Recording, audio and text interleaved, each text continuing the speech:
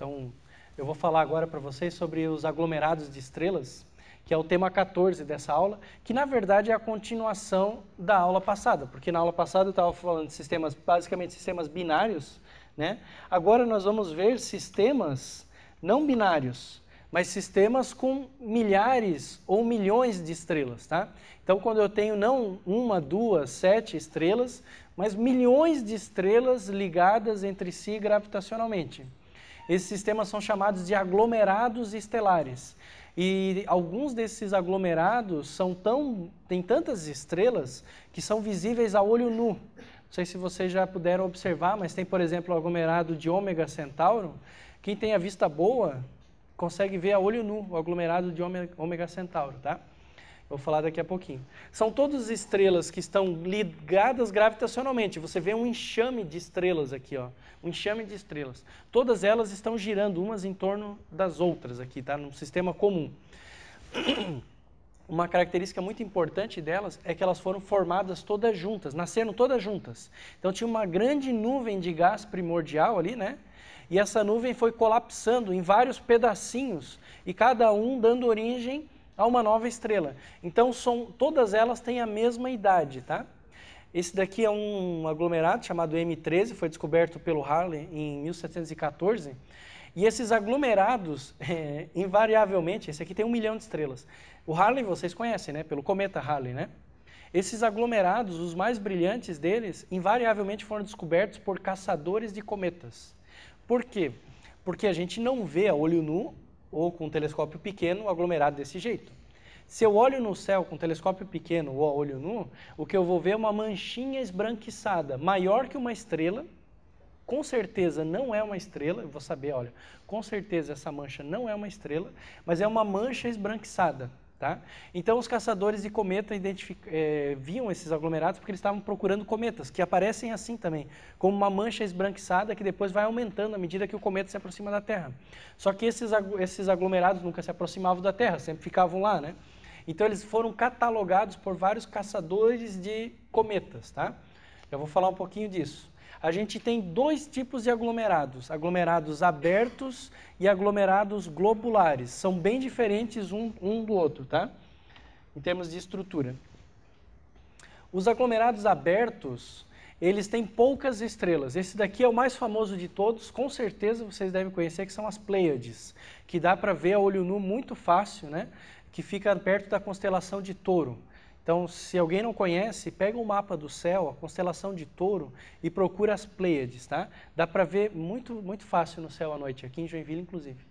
Ele perguntou se eles estão colapsando ou estão em equilíbrio. Estão em equilíbrio, normalmente estão em equilíbrio, tá? Com exceção um pouco, talvez, dos aglomerados abertos, eu vou falar um pouquinho. Mas os outros, eles estão em equilíbrio, tá? Em equilíbrio dinâmico. Esses aglomerados abertos, eles têm poucas, pode ser dezenas ou alguns poucos milhares de estrelas, né? O aglomerado das Pleiades é um aglomerado com bem poucas estrelas. Geralmente a gente vê umas 7 estrelas a olho nu, tá? São todos aglomerados jovens, as estrelas são todas novas, normalmente, nesses aglomerados. E eles têm tamanhos que vão de até 10 parsecs de tamanho. A partir de agora, né, a gente vai começar a usar essa medida de distância direta, parsec, tá? Então, eles têm tamanhos de 10 parsecs. Eles são todos irregulares, tá? E eles têm vida curta, porque esses aglomerados aqui pequenos, eles têm uma força gravitacional suficiente para segurar todas as estrelas por tempo indefinido. Então, com o tempo, as estrelas vão saindo do aglomerado. Elas estão em órbitas, né? E, eventualmente, uma estrela ou outra vai saindo. O aglomerado vai evaporando, literalmente evaporando. Se você fizer a analogia da estrela como se fosse uma molécula de gás, né? Num gás, né? Se você pega esse gás, então elas vão se perdendo pelo espaço. Isso demora, né? O tempo que isso demora depende da quantidade de estrelas no aglomerado. Quanto mais estrelas, mais tempo vai levar para o aglomerado se desfazer, porque mais ligado gravitacionalmente ele vai estar. Se ele for... exatamente. Se ele for um aglomerado com poucas estrelas, como o das Pleiades, que tem só 3.000 estrelas, ele vai se desfazer em pouco tempo. Eu não sei agora exatamente quanto tempo, posso dar uma pesquisada, mas vai se desfazer em pouco tempo. Aqui tem uma foto aqui de uma imagem de vários aglomerados desses abertos, feitos com o telescópio Vista, que é um telescópio recente aí. Então é difícil até às vezes de ver o aglomerado. Tem vários aglomerados abertos sendo descobertos ainda, porque ele se confunde com o fundo do céu, tá? Nem todos eles são fáceis de serem descobertos. Aqui tem alguns deles. Os aglomerados que são fáceis de serem identificados são os globulares e são também os mais estudados, tá? Esse daqui é o Ômega Centauri, que eu falei que dá para ver a olho nu no céu, na constelação de Centauro, tá? Tem 10 milhões de estrelas aqui, muito maior do que o das Pleiades. Tem até uma discussão aqui você pode pensar aqui uma discussão entre quando que termina o aglomerado e começa uma galáxia.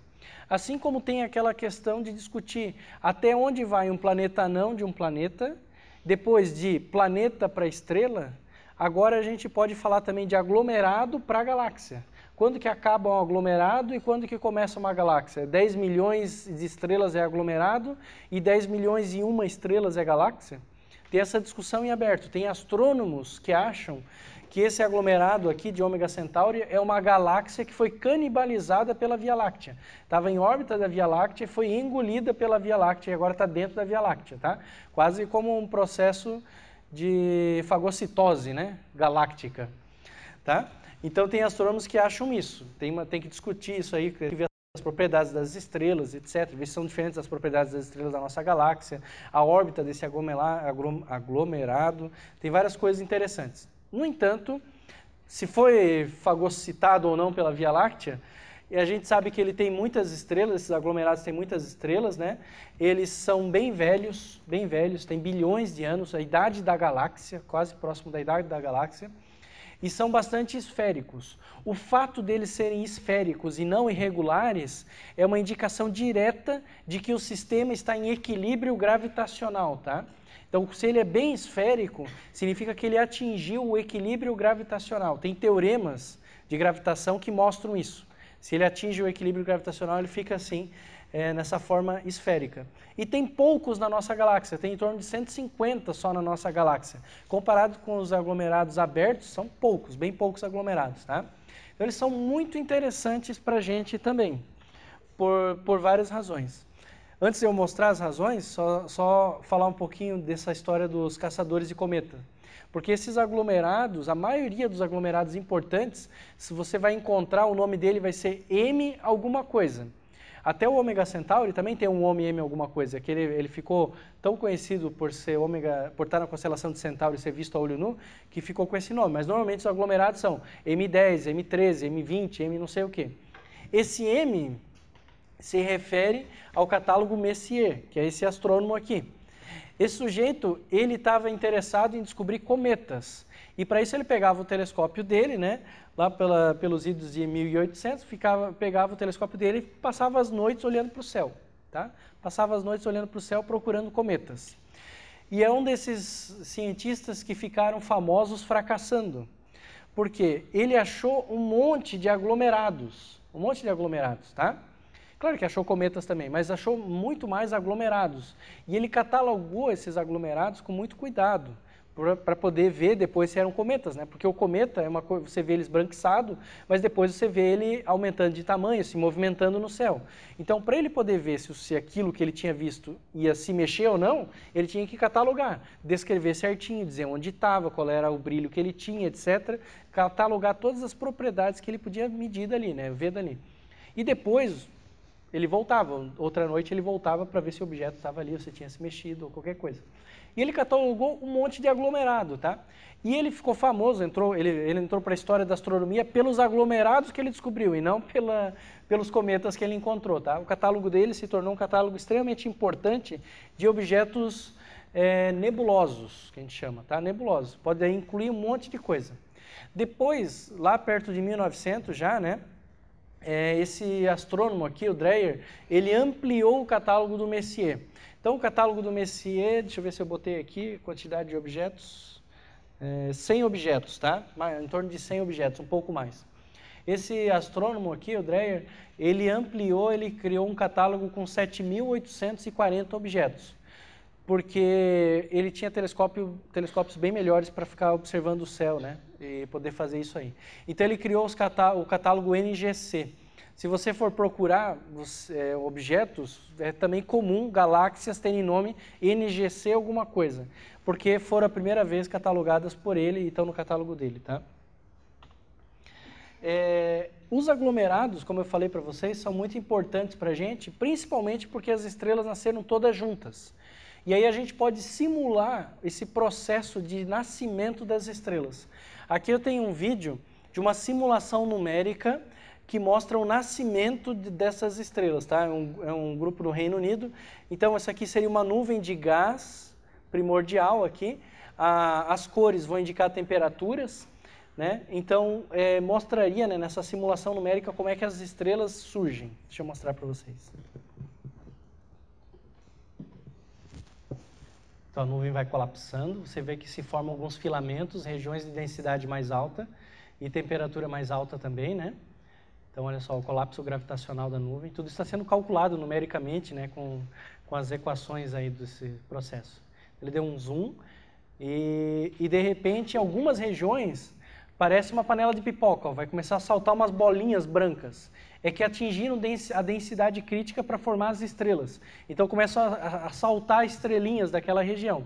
E aí o gás estava em movimento, então cada estrelinha vai saltar numa direção diferente, ó. Tá formando aqui, ó, tá vendo? Estrelas em todos os lugares aqui. Cada estrela vai numa direção diferente, mas ela sente a força gravitacional de tudo isso daqui. Então algumas estrelas vão para fora, né? E outras, a grande maioria, vai ficar ligada gravitacionalmente nesse processo, dando origem aqui no centro a um aglomerado estelar, tá? Isso é o gás colapsando. Essa região toda vermelha era uma região de gás, né? Uma região de gás que está colapsando e estrelas, ó. Ele está mostrando aqui, dando uma girada, né?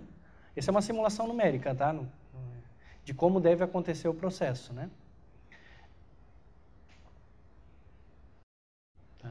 Então, ó, a nuvem vai colapsando, formando esses filamentos. É isso que a gente encontra numericamente.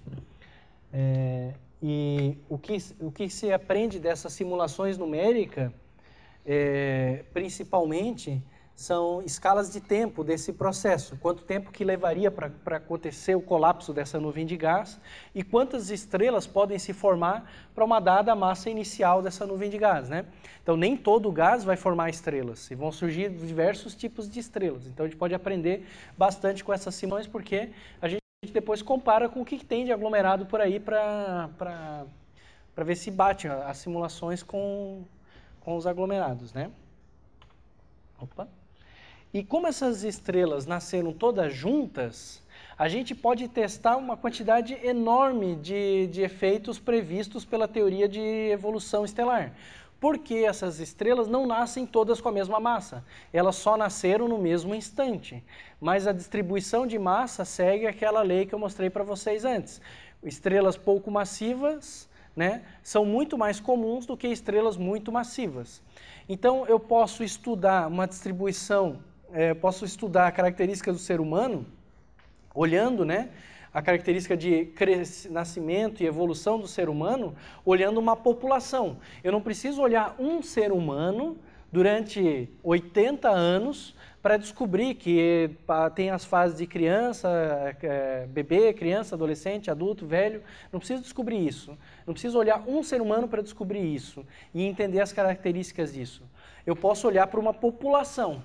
A mesma coisa eu posso fazer com as estrelas, então. Eu não preciso olhar para uma estrela individualmente durante 10 bilhões de anos para descobrir todas as fases dessa estrela. Eu posso olhar para uma população de estrelas. Só que é muito importante que eu pegue uma população uniforme, né? Eu não posso pegar estrelas ao léu, porque como é que eu vou poder comparar essas coisas, né? Não, eu preciso ter alguns critérios ali de uniformidade. O critério mais importante de uniformidade é que essas estrelas tenham nascido no mesmo instante de tempo e da mesma nuvem, com as mesmas composições químicas, tá? Então elas nasceram todas com as mesmas condições, só que com massas diferentes. E daí o que eu vou poder aprender é olhar para um aglomerado e medir, obter o diagrama HR desse aglomerado, tá? Então aqui, olha só, eu tenho um diagrama HR que vocês não viram ainda, que é um diagrama que mostra isócronas. Isócronas quer dizer iso, quer dizer mesmo, e cronas, né, quer dizer tempo. Então, linhas de mesmo tempo. Significa o seguinte, se você pega uma linha, vamos pegar uma linha aqui, essa linha azul. Todas as estrelas sobre essa linha azul têm o mesmo tempo.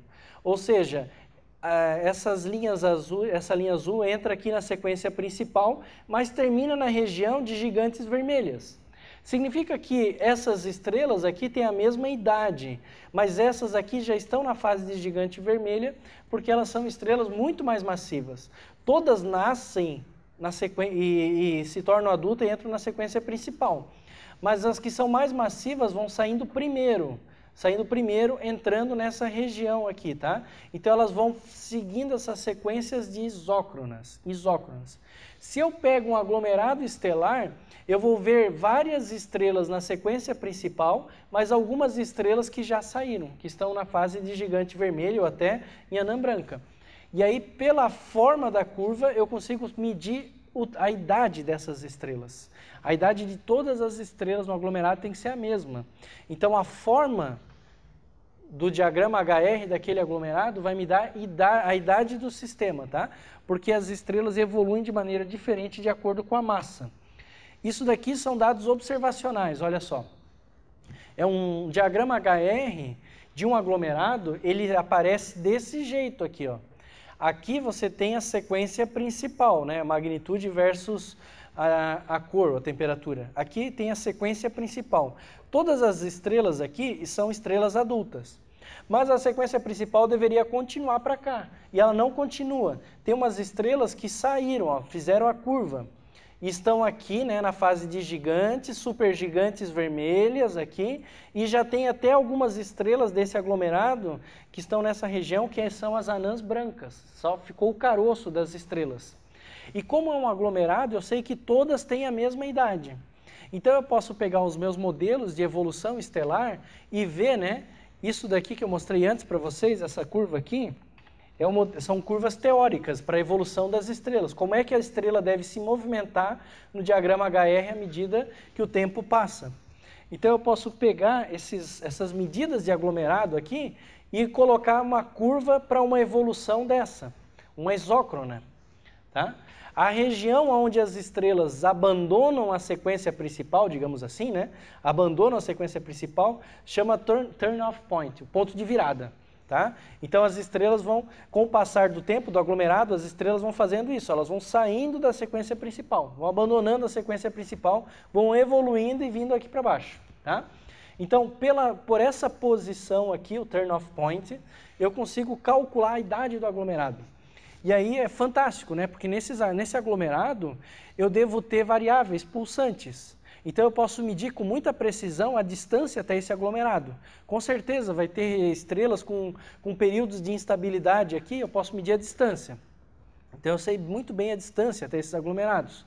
Outra coisa, eu consigo medir a distância também porque eu conheço a luminosidade dessas diversas estrelas aqui e inferir a distância a partir disso aí também.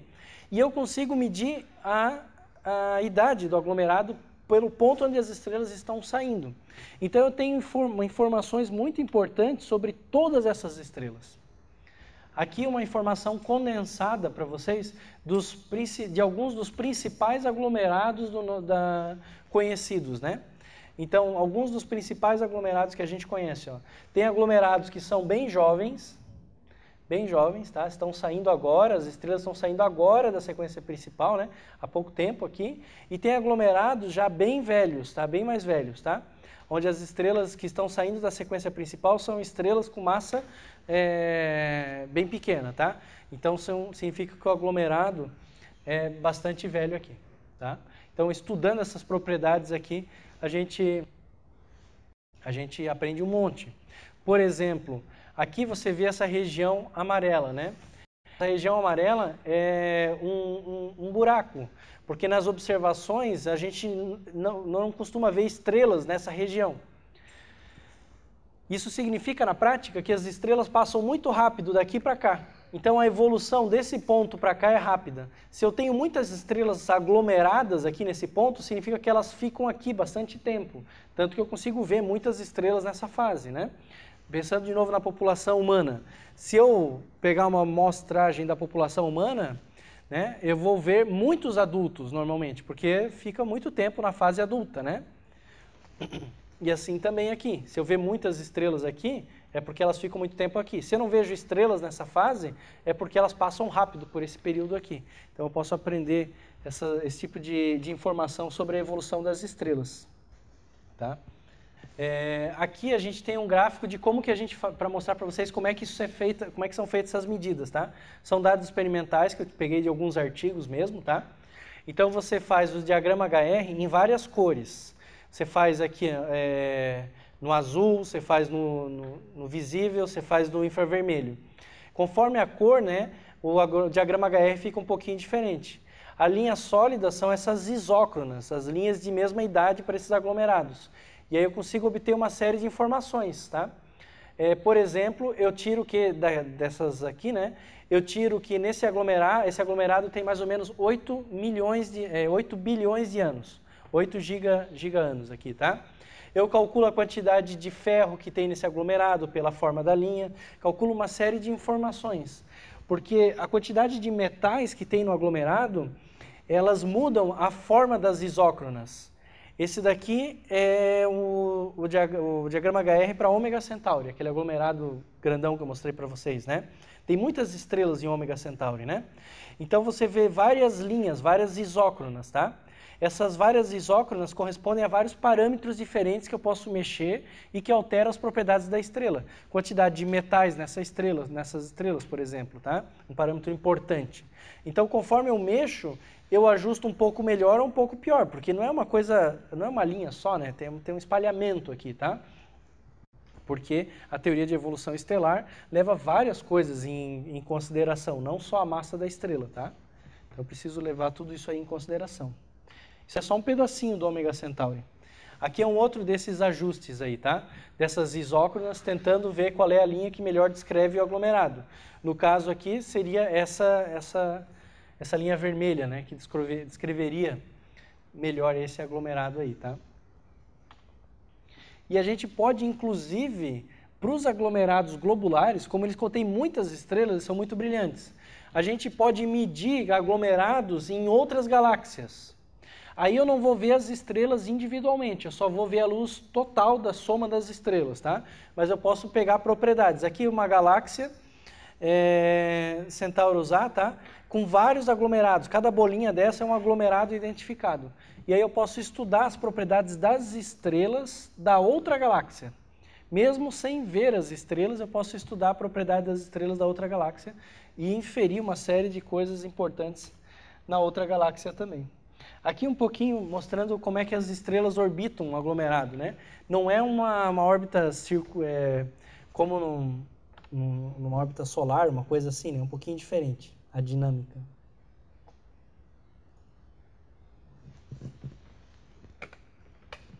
Aqui dá para ver as estrelas evoluindo, tá? Quando elas piscam amarelinhas assim é porque elas morreram. Então, se tornaram anãs brancas. Você vê que as estrelas vão evoluindo individualmente, né, conforme a massa delas, tá?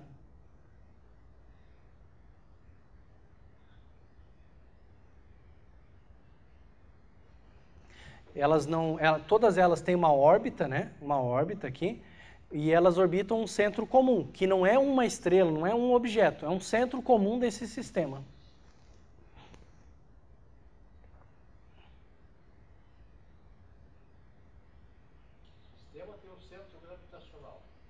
Um centro gravitacional do sistema, exatamente. Aí é uma simulação, né? Isso não é de verdade, né? É uma simulação numérica de como que deve acontecer isso daí, tá? Aqui ele só vai deixar o tempo passar. Eles vão ficar girando em torno do centro aqui comum. Tá? Então é um pouquinho diferente, porque a gente costuma achar que tudo tem que girar em torno de um centro que tem alguma coisa, né? ter alguma coisa. E não é necessariamente assim. Se você tem várias estrelas, elas podem ter um centro comum que não é um objeto, é um centro comum do sistema. Tá? Mesma coisa para a galáxia. A galáxia não precisa necessariamente girar em torno de alguma coisa. Pode ser um centro comum da nossa galáxia, toda ela. É. Sim, exatamente. Tá? Então essa aula é super rápida, é a continuação daquela outra que eu falei para vocês, tá? E na aula que vem, então a gente vai falar só sobre os exoplanetas, tá bom, gente?